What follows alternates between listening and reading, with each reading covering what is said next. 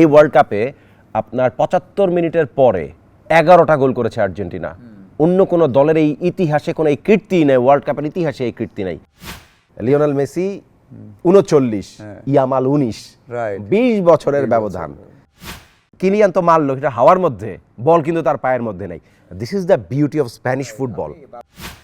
Argentina already defending champion, তারা জানে কিভাবে আসলে একটা ফাইনালের প্রেশার নিতে হয়। এক্স্যাক্টলি। কিন্তু মনে রাখতে হবে ২০২৪ ইউরো কোন অংশে ওয়ার্ল্ড কাপের চেয়ে কম কম্পিটিটিভ না। হ্যালো এভরিওয়ান, সবাইকে স্বাগত জানাচ্ছি ইন্ডিপেন্ডেন্ট ডিজিটালের বিশ্বকাপ আয়োজন ওয়ালটন স্পটফিক্স প্রেজেন্স ডাবল ট্যাকলে। সাথে আছি আমি মাজহারুল ইসলাম, আর আমার সাথে আলোচনার জন্য আছেন হাসান মাহাদি। মাহাদি ভাই, আমার মনের মধ্যে প্রশ্ন আছে, মানে মনে হচ্ছে আমি কাকে জিজ্ঞাসা করেছি, তো আপনাকে পেয়ে গেছি, সেই প্রশ্ন জিজ্ঞাসা করি। সেটা হচ্ছে, মেসি কি নেক্সট ওয়ার্ল্ড কাপ খেলবে? সম্ভব না ভাই, বলুন। আচ্ছা, লিওনেল মেসি যদি এই ওয়ার্ল্ড কাপটাও না খেলতেন, মানে কোনো বিশেষ কোনো মানে পরিবর্তন হতো না। লিওনেল মেসি যে এই দুনিয়ার এই গ্রহের সেরা ফুটবলার, তিনি যদি এই ওয়ার্ল্ড কাপটা না খেলতেন, তাতেও আমার কাছে মনে হয় যে তার মানে এটা কি বলি আমরা, মাহাত্ম্যর এতটুকু কমতি পড়তো না। তিনি খেলেছেন, এটা তিনি প্ল্যান করেছিলেন। ২০২২ ওয়ার্ল্ড কাপ শেষে অনেক জায়গায় যেতে পারতেন, মানে সাউদি প্রো লিগে ক্রিস্টিয়ানো যেরকম চলে গিয়েছেন, লিওনেল মেসির কাছে হিউজ অফার ছিল। সেই হিউজ অফার ছেড়ে দিয়ে তিনি ইন্টার মায়ামিকে বেছে নিয়েছিলেন বিকজ অফ দ্যাট, যে পরের 4 বছরের প্ল্যানে উনি আসলে ২০২৬ বিশ্বকাপটা খেলতে চান। যে কারণে আমেরিকায় গিয়েছেন, আমেরিকার মাঠ সম্বন্ধে, সেই দেশের ফুটবল সম্বন্ধে, সেই দেশের ওয়েদারের সাথে খাপ খাইয়ে নেওয়া থেকে শুরু করে প্রত্যেকটা জিনিস তার একটা মাস্টার স্ট্রোক। এবং দেখেন ২০২২ ওয়ার্ল্ড কাপে লিওনেল মেসির পারফরমেন্স আর ২০২৬-এর সব ইন্ডিকেটরে লিওনেল মেসি আগায় আছে।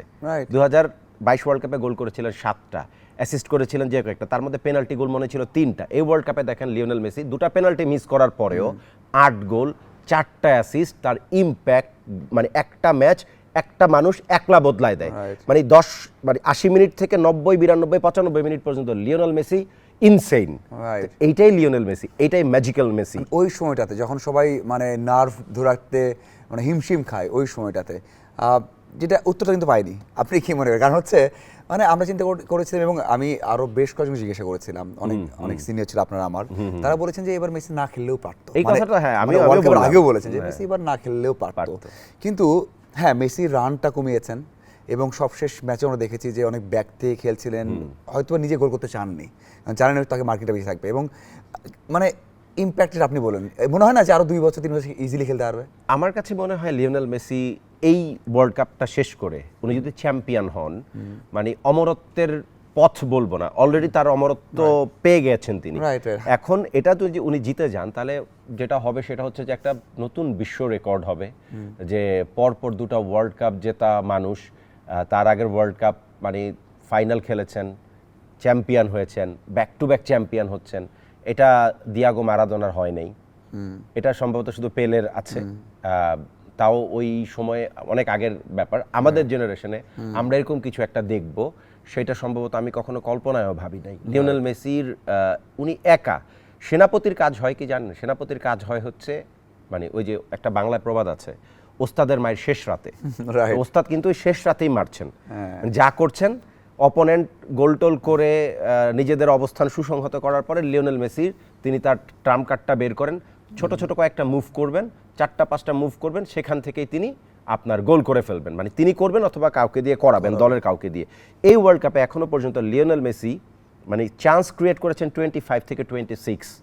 এই ওয়ার্ল্ড কাপে তো মানে হাইস্ট, ইতিহাসেরও অন্যতম সেরা ফুটবলটা তিনি খেলেছেন। হ্যাঁ, তিনি দৌড়াবেন না, কম দৌড়াবেন, দরকারও নাই। আপনার মানে একটা বঙ্কিমের একটা ইয়া ছিল না, যে অল্প কথায় কাজ হইলে বেশি কথার প্রয়োজন কি, হেঁটে হেঁটেই যদি গোল করা যায়, তাহলে এত পাগলের মতো দৌড়াদৌড়ির দরকারটা কি? ওটার জন্য জুলিয়ানো সিমিওনে আছেন, ওটার জন্য ম্যাকঅ্যালিস্টার দলে আছেন, ওটার জন্য এনজো আছেন, ওটার জন্য নিকো গঞ্জালেজ আছেন, ওটার জন্য আলমাদা আছেন। যারা দৌড়াবেন তারা দৌড়াবেন, ডার্টি ওয়ার্ক করার জন্য লিয়ান্দো পারেদেস আছেন, তারা দৌড়াবেন। লিওনেল মেসিকে কেন দৌড়াইতে হবে? হেঁটে আর স্ক্যান করেই যদি আপনি গোল নিয়ে আসতে পারেন দলের জন্য, দরকার নাই তো দৌড়াদৌড়ির অযথা। রাইট। যেটা সামনে তো আবার কোপা আমেরিকাটা টুর্নামেন্ট হবে, সেটা হয়তো 28-এ আছে, সো অ্যাট লিস্ট সেটা তো খেলতে পারে। আমার কাছে মনে হয় না লিও আর খেলবে, মানে ট্রফি নিয়েই শেষ। আমার কাছে মনে হয় উনি যদি ট্রফিটা নিতে পারেন, ভেরি ডিফিকাল্ট। আবারও বলি যে 1986 চ্যাম্পিয়ন মারাদোনা একা জিতিয়েছেন, 1990 মারাদোনা খুব ভালো ফুটবল খেলেন নাই, কিন্তু সেই ওয়ার্ল্ড কাপেও কিভাবে জানি খুব বাজে ফুটবল খেলেও আর্জেন্টিনা ফাইনাল পর্যন্ত এসেছিল। তো এই ওয়ার্ল্ড কাপে আবার এই আর্জেন্টিনাকে ডিফারেন্ট আর্জেন্টিনা মনে হচ্ছে। কাবো ভার্দের বিপক্ষে আর্জেন্টিনার পারফরমেন্স দেখেন not up to the mark, ইজিপ্টের বিপক্ষে দেখেন not up to the mark. তারপরের ম্যাচটা তারা খেলেছে সুইজারল্যান্ডের এগেনস্টে, সুইজারল্যান্ড বরঞ্চ বেশি ডমিনেট করেছে 70। হ্যাঁ, একটা এমবলোর রেড কার্ড গোটা ম্যাচের সিনারিও বদলে গেল। যদিও এমবলোর রেড কার্ডটা নাও পেতেন, তারপর আমার কাছে মনে হয় যে লিওনেল মেসির 10 থেকে 15 মিনিট এই ওয়ার্ল্ড কাপে আপনার 75 মিনিটের পরে 11টা গোল করেছে আর্জেন্টিনা। অন্য কোনো দলের এই ইতিহাসে কোনো এই কীর্তি নেই, ওয়ার্ল্ড কাপের ইতিহাসে এই কীর্তি নেই। উনি যেটা করে ফেলেছেন বা উনি যেটা করছেন বা করাচ্ছেন, মানে শুরুটা করেন তো আপনার মিড ব্লক বরাবরই, মানে মিড লাইন দিয়ে অপোনেন্টের মিডে থাকেন। যখনই তিনি ফ্ল্যাঙ্কে শিফট হয়ে যান, রাইট ফ্ল্যাঙ্কে একটু ওয়াইড পজিশনে চলে যান, তখনই তার ডিসাইসিভ ক্রস, তখনই তার দু একটা ছোট্ট ছোট্ট মুভ। তিনি, আপনি ইংল্যান্ডের বিপক্ষে ম্যাচ দেখেন, হ্যারি কেন, জুড বেলিংহাম এবং তার সাথে আরেকজন, ওটা স্পেন্স মনে হয়, গর্ডন বা স্পেন্স, কেউ একজন এই তিনজনকে তিনি বিট করলেন। তার মানে তার শারীরিক সক্ষমতা এখনো টপ নচ।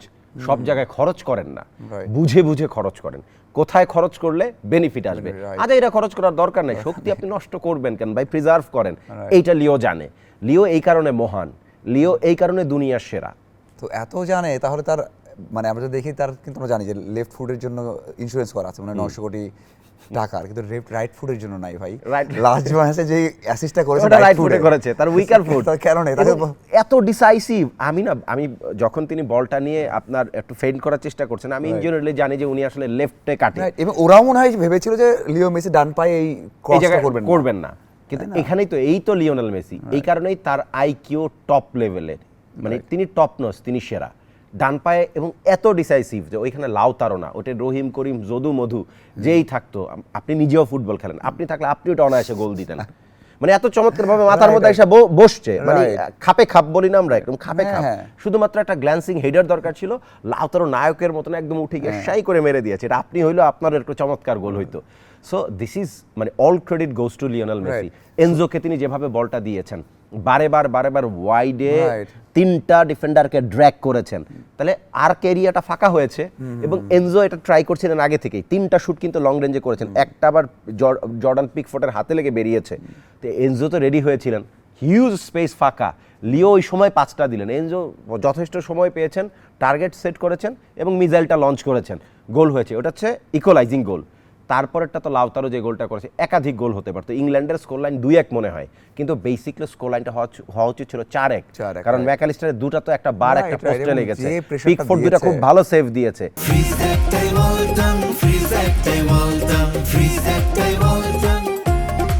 স্পেন যখন ফ্রান্সকে হারিয়েছে, তখন একটা মানে গণমাধ্যমে একটা খুব সুন্দর শব্দ এসেছে, সেটাকে বলে অ্যানাকোন্ডা গ্রিপ।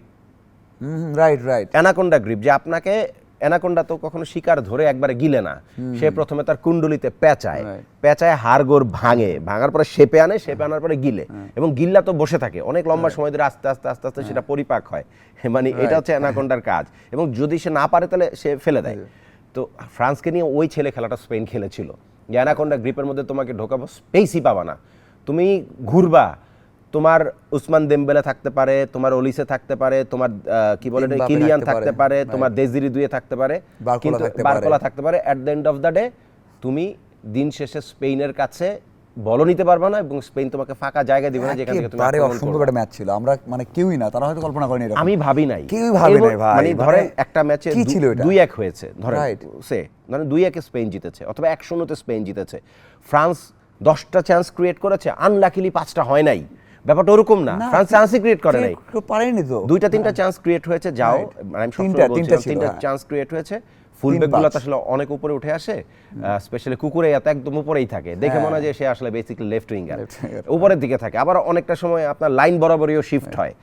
কুকুরেইয়ার ফাঁকা জায়গাটা ছিল, এবং ওইখান থেকে দেমবেলে কিন্তু বলও বের করেছে, কিন্তু মানে উনাই সিমন এত সুন্দরভাবে মনে হয়েছে যে he is the last man, centre ব্যাকের মতন করে যেভাবে সে ক্লিয়ার করেছে, আনবিলিভেবল।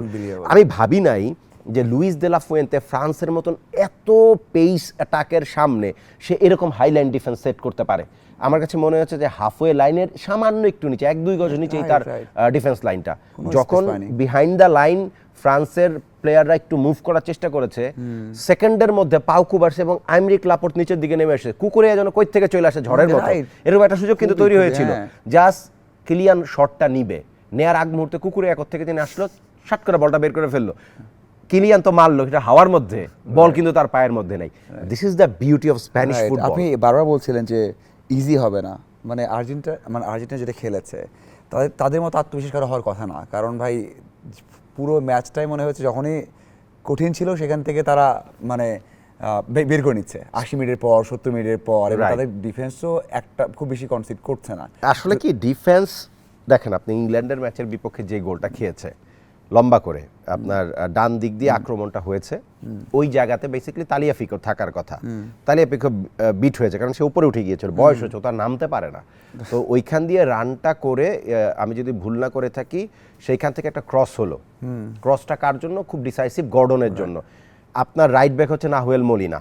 এটা সবসময় বলা হচ্ছে যে আর্জেন্টিনার এগেনস্টে যত অ্যাটাক হয়েছে তার মানে অলমোস্ট 60% অ্যাটাক হয়েছে তার রাইট ফ্ল্যাঙ্ক দিয়ে, মানে রাইট ব্যাকের কাজ দিয়ে, যেখানে নাহুয়েল মলিনা এবং রদ্রিগো দিপল শুরু করে সেই স্পেসটা দিয়ে।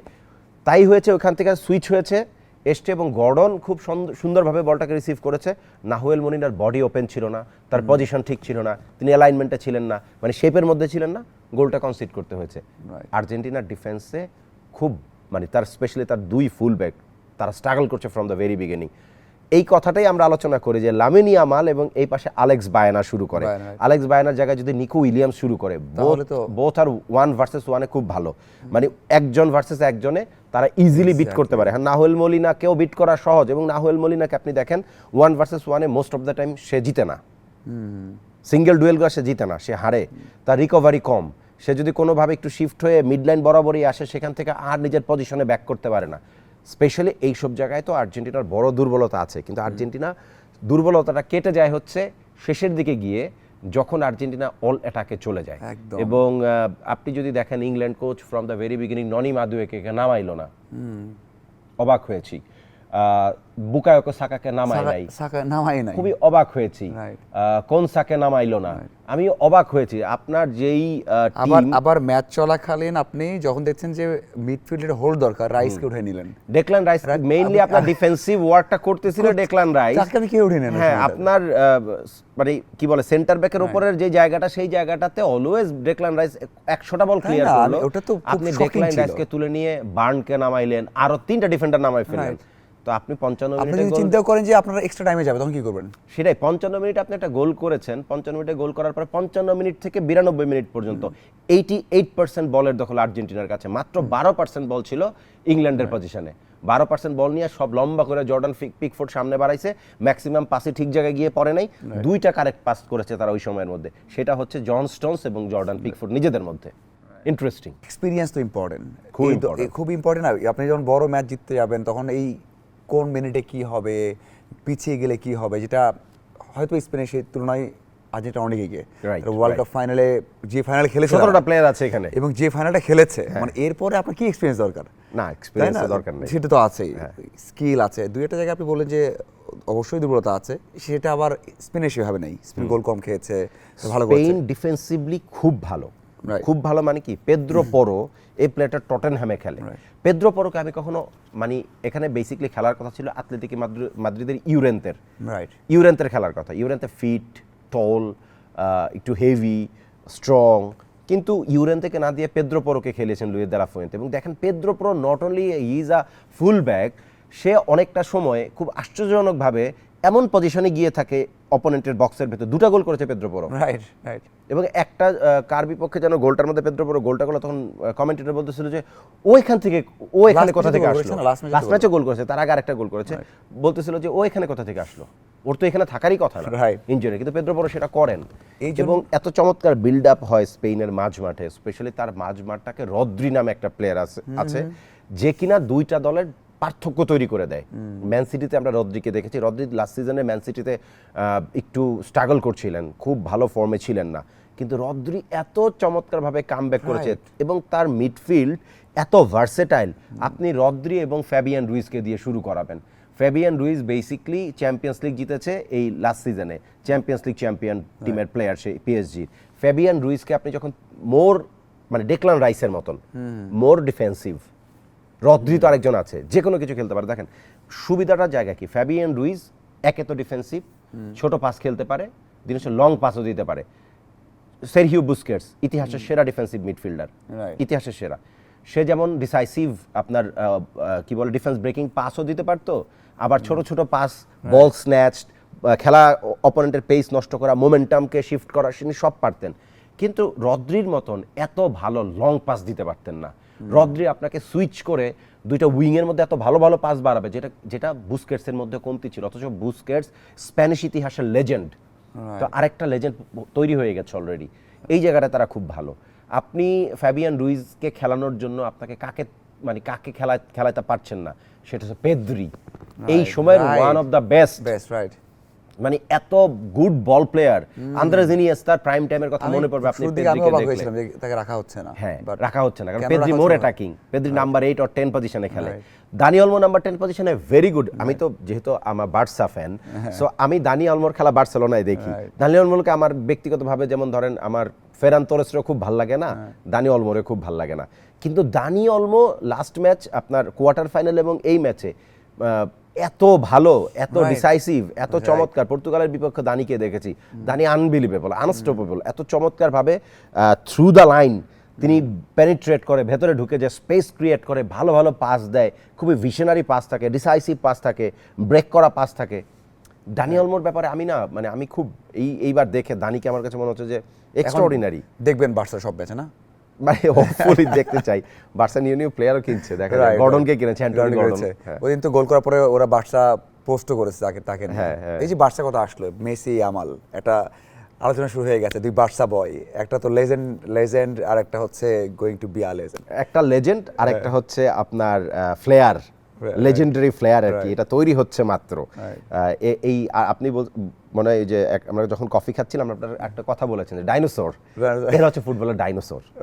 লিওনেল মেসি 39, ইয়ামাল 19, 20 বছরের ব্যবধান। মানে ওই যে বলে পানি নিয়ে ইয়ামালকে গোসল করানোর লিওনেল মেসির একটা ছবি ভাইরাল হয়েছে দুনিয়াতে।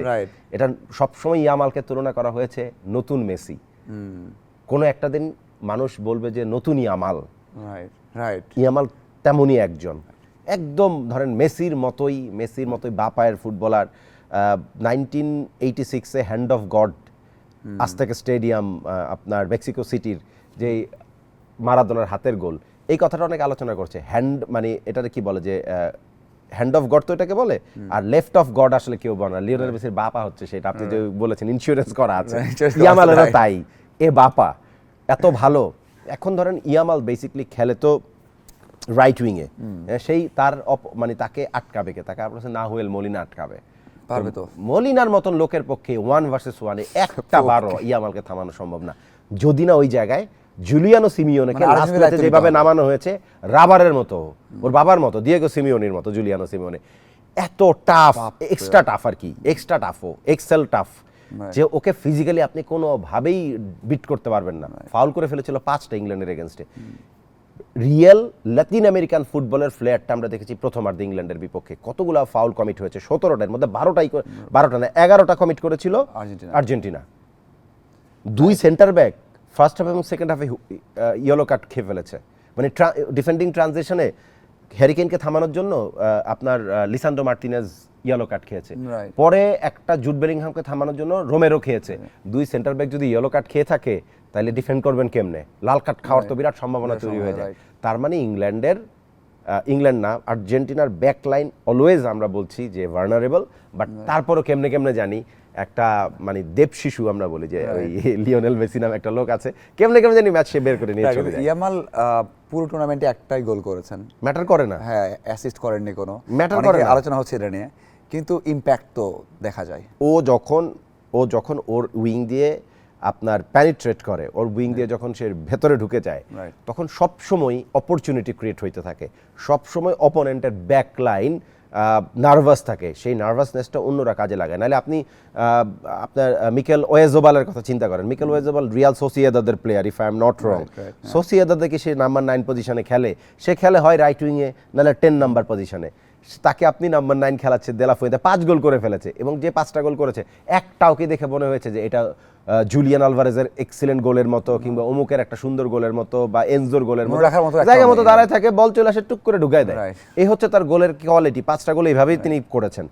মানে আনবিলিভেবল একটা টিম এটা, মানে ওরা অলওয়েজ টিম গেম খেলে। মানে কোনো একটা বড় স্টার ওই মনে হচ্ছে না যে কেউ আছে। না, বড় স্টার তো ডেফিনেটলি বড় নাম আছে, কিন্তু ওই যে বড় স্টার বড় পারফরম্যান্স যেটা বললাম, ইয়ামাল একটা গোল করেছেন, একটা গোল ইয়ামাল 5টা গোল করেন, অথচ ওয়েজবাল 5 গোল করেছে। ওয়েজবাল কি 5 গোল করার কথা? আপনি মাথায় আছে 5 গোল করেছে? সেটাই বললাম যে ওই টিমটাকে মনে হচ্ছে যারা এইভাবেই খেলবে। সংখ্যাটা কি দেখে, মানে আমি যেটা বললাম যে এক্সপিরিয়েন্স সাথে হচ্ছে উপর দিকে পেস সব ঠিক আছে, আপনি বললেন ডিফেন্সের কথা, তারপরেও এই ম্যাচটাকে আপনার কাছে মনে হয় যে কোন জায়গাটা খুব বেশি ডিসাইড?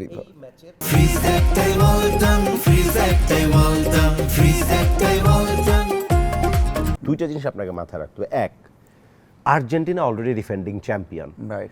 তারা জানে কিভাবে আসলে একটা ফাইনালের প্রেসার নিতে হয়, এক্স্যাক্টলি একটা ফাইনাল ম্যাচ নার্ভ কিভাবে ধরতে হয়। অলওয়েজ ফাইনাল ম্যাচ না, মানে বেস্ট দুইটা টিমই কিন্তু ফাইনাল খেলে, সবসময় মনে রাখবেন। যেভাবেই আসুক, একটা দল এমনি ফাইনালে চলে আসে না, ফাও আসতে পারে না, তাকে সেই যুদ্ধটা জিতেই ফাইনালে যেতে হয়। তো যেই দুটা দল ফাইনালে গিয়েছে তারা এই ওয়ার্ল্ড কাপের probably the best to teams, এবং র্যাঙ্কিং 1-2, র্যাঙ্কিং 1-2। যখন আপনারা ফাইনালে গিয়েছেন তখন বুঝতে হবে যে ফাইনালে দুইটা দলের পার্থক্যটা তৈরি হয় বেসিক্যালি মেন্টালিটিতে এবং অভিজ্ঞতায়। যারা ফাইনাল ম্যাচের নার্ভ নিতে পারে তারা বেটার থাকে, যারা নার্ভ নিতে পারে না তারা এই জায়গায় লুইস দে লা ফুয়েন্তের দলটা কিছুটা মানে অপেক্ষাকৃত তো তরুণ ডেফিনেটলি, কারণ এদের কারোরই ওয়ার্ল্ড কাপ ফাইনাল খেলার এক্সপেরিয়েন্স নাই, একটা প্লেয়ার ওরা নো ওয়ান। 2010-এ তারা চ্যাম্পিয়ন হয়েছিল, তারপরে তো গ্রুপ পর্ব থেকে বাদ হইতো খালি। তো এই দলটাতে এই জায়গাটা একটা আলোচনা, কিন্তু মনে রাখতে হবে 2024 ইউরো কোন অংশে ওয়ার্ল্ড কাপের চেয়ে কম কম্পিটিটিভ না, কোনো অ্যাসপেক্টে ইউরো মাচ মোর কম্পিটিটিভ দেন ওয়ার্ল্ড কাপ। ওয়ার্ল্ড কাপে আপনার অনেক কম গুরুত্বপূর্ণ অনেক সর্বশক্তি দলের সাথে আপনার খেলতে হয়, ইরানের সাথে খেলতে হবে, ইরাকের সাথে খেলতে হবে, কিংবা প্যারাগুয়ের সাথে খেলতে হবে। কিন্তু ইউরো খেলে হচ্ছে বাছাই করা ইউরোপের সেরা টিম, জার্মানি, ফ্রান্স, ইতালি, আপনি নরওয়ে, সুইডেন, পর্তুগাল, এক্স্যাক্টলি এরকম দল খেলে। রোনালদো তো 2016-তে চ্যাম্পিয়ন, 2016-তে চ্যাম্পিয়ন। নেশনস লিগও তো, নেশনস লিগকে আমি একটু বি ক্যাটাগরি টুর্নামেন্ট মনে করি, কিন্তু মুখোমুখি হতে তো এদের সাথেই হতো। যেমন সবশেষ ফাইনাল খেলেছে সেখানে স্পেন এবং পর্তুগালকে হারাতে হয়েছে, সেখানে সুইডেনকে, অথবা খেলতে হয়েছে মনে হয় ফ্রান্সের সাথে খেলতে হয়েছে। So big match.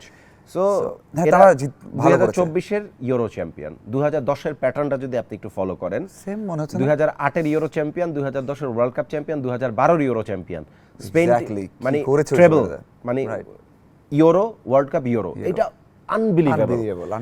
এই দলটা 24-এর ইউরো জিতে এসেছে, ফ্রান্সকে তারা সেমিফাইনালে হারিয়েছিল। এবং একটা কথা আলোচনা খুব দুষ্টামি করে আমি বলি আর কি, যে ওই যে মাঝখানে খুব ফেসবুকে একটা জিনিস ট্রল হয়েছিল না, যে মেয়েরা আটকায় কোথায়, ছেলেরা আটকায় কোথায়, তো ফ্রান্স আটকায় কোথায়, এটার প্রশ্নের উত্তর হচ্ছে ফ্রান্স আটকায় স্পেনে। হ্যাঁ, ওরা তো সবশেষ দুটো বড় টুর্নামেন্টেই, হ্যাঁ স্পেনের কাছে। ইয়ামাল যখন বলেছিল যে আমরা তো তাদেরকে আগের দুটো টুর্নামেন্টে হারিয়েছি, অনেকেরই অ্যারোগেন্সি দিয়ে নিয়েছিল যে না, অ্যারোগেন্ট ছেলেটা বলতে পারে না, ঠিকই দেখিয়ে দিয়েছে খুবই ভালো করে। মানে ও খুব ভালো করে জানতো যে ফ্রান্সকে, এবং এটাও আমরাও ভালো করে জানতাম যে if anyone can bit France, সেটা ডেফিনেটলি স্পেন, এবং সেটাই সে করেছে। স্পেন যেটা করেছে সেটা হচ্ছে ফ্রান্সকে খেলতে দেয় নাই। তো আর্জেন্টিনাও কম বেশি এরকম করে এসছে, অপোনেন্টকে খেলতে দেয় নাই। লিয়ান্দ্রো পারেদেসের মতন একটা মাস্তান টাইপের লোক নামাই দিবে আপনার জাস্ট 4-ম্যান ব্যাকলাইনের উপরে, মানে 5 নাম্বার ডিফেন্ডার। যখন ডিফেন্ডিং ট্রানজিশনে থাকে তারা, তখন 5-ম্যান ব্যাকলাইন হয়ে যায়। ওই জায়গায় সাপোর্ট করার জন্য কখনো কখনো দেখবেন এনজো অথবা ম্যাকেলস্টার, কিংবা কখনো পারেদেস তো অলওয়েজ সেখানেই থাকে।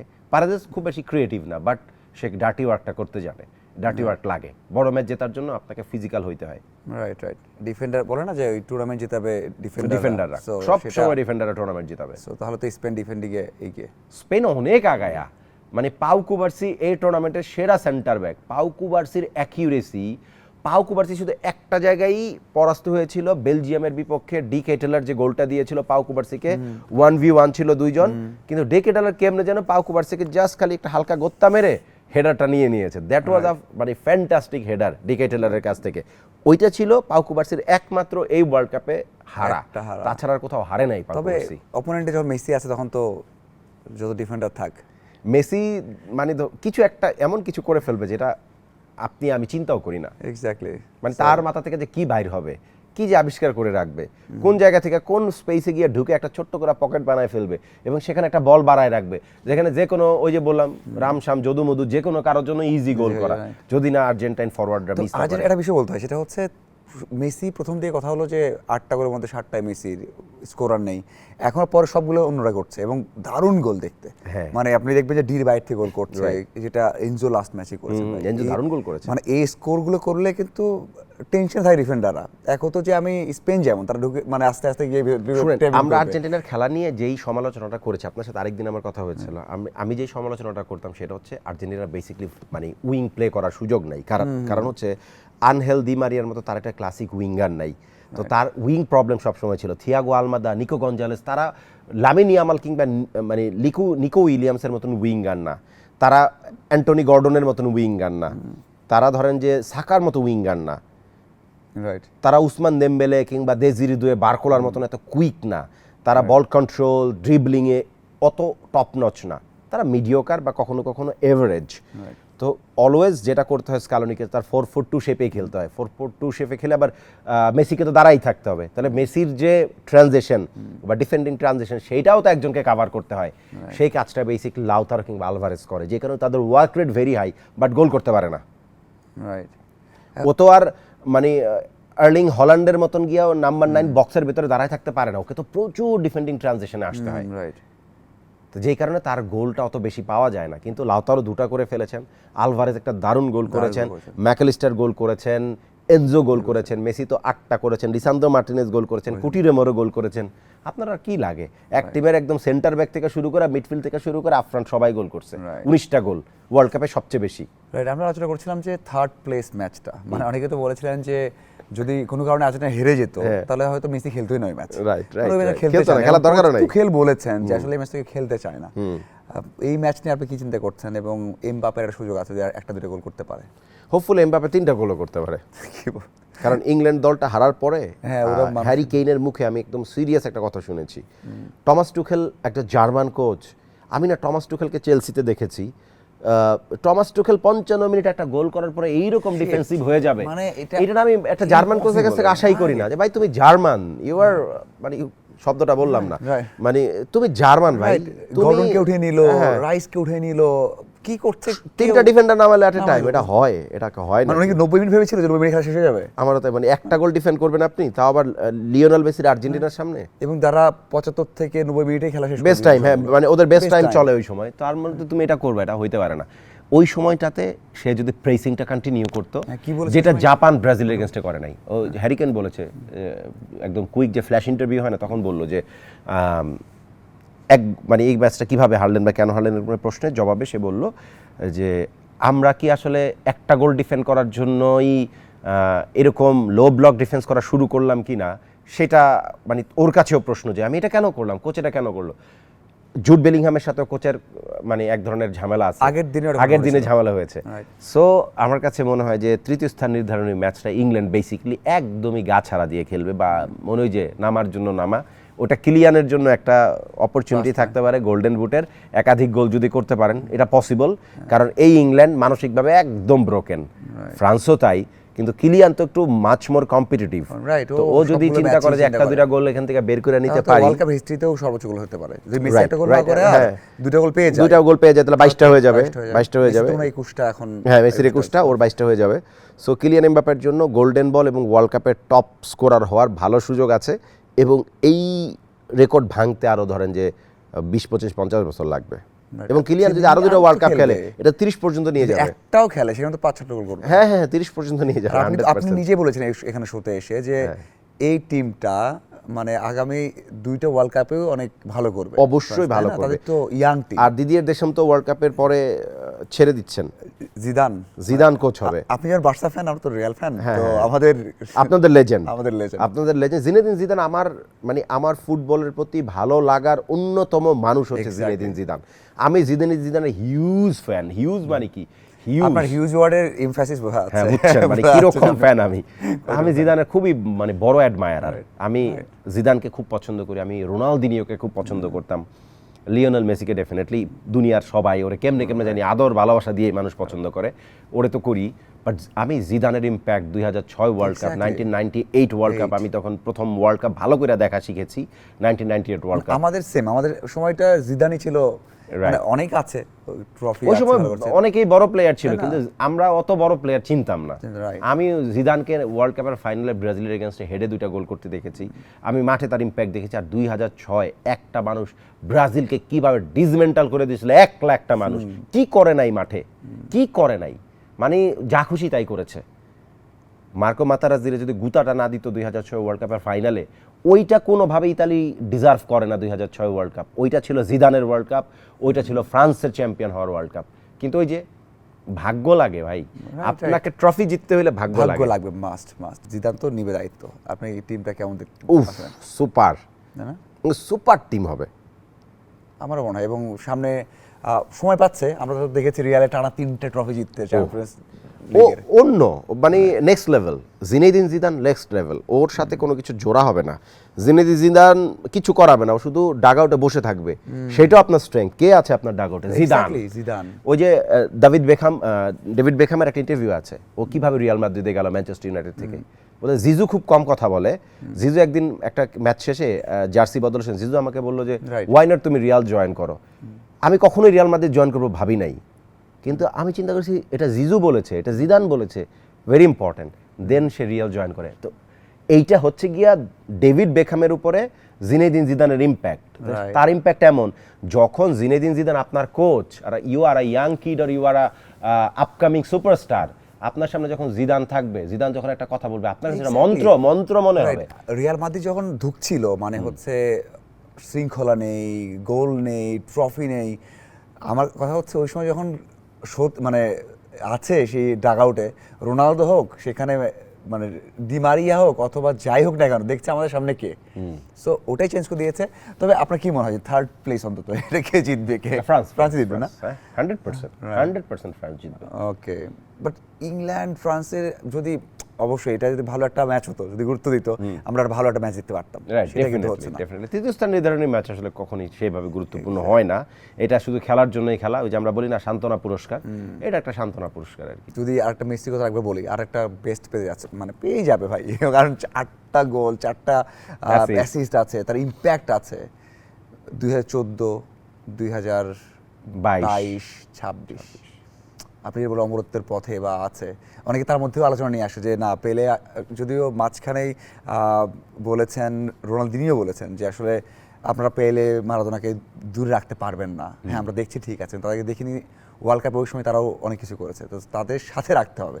সো আপনি কি তাদের সাথে রাখবেন না একটু? লিওনেল মেসি মানে এই গ্রহের সেরা ফুটবলার, সর্বকালের সেরা, এইটা নিয়ে কোনো ডিবেট আমার ভেতরে নাই। কার ভেতরে কি আছে আমি জানি না ভাই, মানুষ ডিবেট করতে পারে। আমি একটা মানে ইন্ডিভিজুয়াল ফিলিং থেকে বলি, আমার যতটুকু খেলা দেখার আন্ডারস্ট্যান্ডিং আছে, আমি আমার জ্ঞান দিয়ে যতটুকু বুঝি, আমার কাছে সর্বকালের সেরা লিওনেল মেসি। লিওনেল মেসির মানে অনেকের নাম আসবে, কিন্তু লিও আলাদা। ওই যে জলাতানের জঙ্গল হয় না, একটা ফক্স টিভিতে একটা অ্যাড জলাতানের জঙ্গলে জলাতান নিজেকে 1 নাম্বার রাখে তার প্ল্যানেটে, তার জঙ্গলের ভেতরে। তো তারপরে জলাতান, তারপরেই মেসিকে রাখে। মানে জলাতান মেসিকে 1 নম্বরে রাখা মানে হচ্ছে জলাতান তার উপরে মেসিকে রাখে। তো লিও ডিফারেন্ট, লিও অন্য, লিওর সাথে কখনো কারো কোনো তুলনা চলে না। সে অতুলনীয়, সে মানে সে অনিন্দ। মানে এই 39 বছর বয়সে কি করে ভাইয়া, আনবিলিভেবল, ইনসেইন। ওকে, লাস্ট প্রশ্ন, সেটা হচ্ছে যেহেতু বলে দিয়েছেন ফ্রান্স জিতবে, ফাইনালে কে জিতবে একটু আর বলেছেন, 2 দলকে নিয়ে বলেছেন, আপনি ফ্যান হচ্ছেন আর্জেন্টিনার। না, আমি স্পেনেরও, কিন্তু যেহেতু দেখেন আমরা বার্সা ফলো করি, যেহেতু বা বার্সেলোনার সমর্থক। রোনালদিনিও যখন বার্সায় খেলতো, যখন মেসি বার্সায় খেলেছে, 2010 স্পেন যখন ওয়ার্ল্ড কাপ জিতেছে, বার্সেলোনার 8 থেকে 9 জন প্লেয়ার। এবারও রিয়াল মাদ্রিদের মার্কু করে এত চেলসির ছিল, রিয়াল কিনেছে বলে 1 জন মাত্র। ম্যাক্সিমাম বার্সা ডিএনএর পোলাপান এখানে খেলে। কুকুরেয়াও কিন্তু বেসিক্যালি লামাসিয়া ক্যাডেট, মানে বার্সার যুব একাডেমি প্রকল্পের ছেলে।